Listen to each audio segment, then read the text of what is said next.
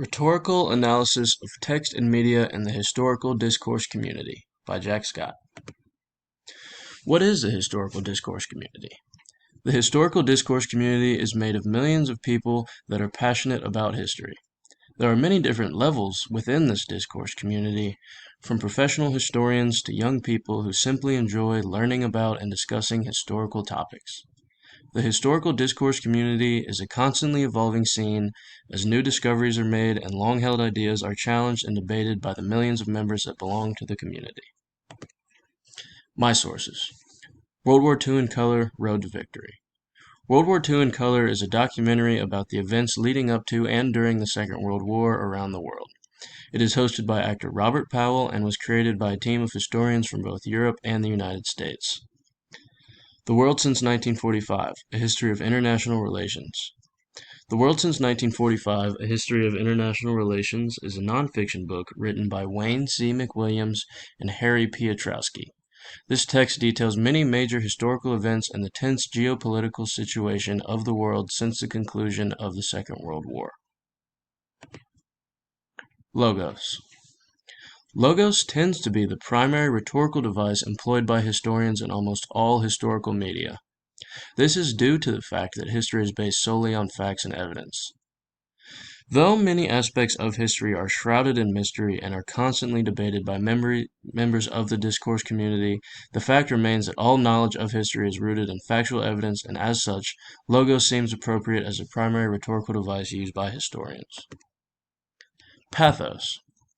Pathos is utilized on a large scale throughout the historical discourse community. There are a massive amount of compelling narratives that exist within history, and this is a major aspect that contributes to the passion for the subject. Due to this, many forms of historical media employ an emotional approach to convey stories and educate their intended audience. From the romantic tale of Bonnie Parker and Clyde Barrow to the incredible triumph of Caesar and the tense political situation that followed, history is full of inspirational stories that connect with an audience on an emotional level. Ethos. Ethos is a very prominent and important rhetorical device that is employed within the historical discourse community.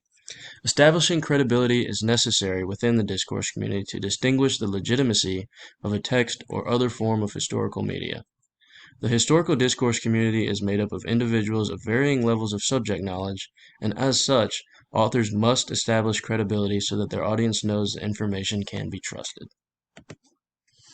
Who is the intended audience? The intended audience for both the text and the visual media I have chosen to analyze are anyone who wishes to learn more about a particular historical topic. As is the case with the majority of historical text and media, both of my chosen sources were produced for educational purposes. One of the major goals of the historical discourse community is to share and spread knowledge for all people, and that applies to both of my sources. The World Since 1945 Rhetorical Devices. The World Since 1945, A History of International Relations by Wayne C. McWilliams and Harry Piotrowski, was written with the goal of educating students and anyone else interested in the geopolitical situation around the world after World War II. The primary rhetorical appeal utilized by the authors of this text is logos, as it is a straightforward presentation of historical facts and data.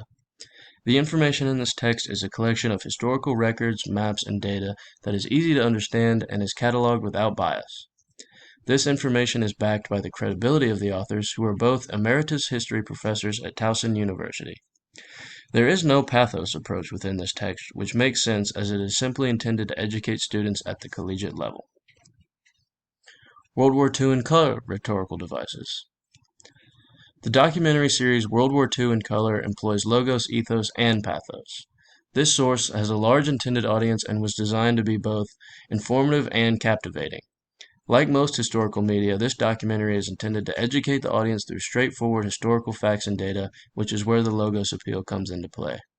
There is also a large ethos approach, as the documentary is narrated by a multitude of people from accredited historians to high-ranking military officers. The presentation of these facts by experts on the subject creates a solid basis of credibility. Lastly, the pathos appeal comes into play as the documentary puts emphasis on the triumphs and resilience of the Allied forces, which strikes an emotional chord with the audience. Sources.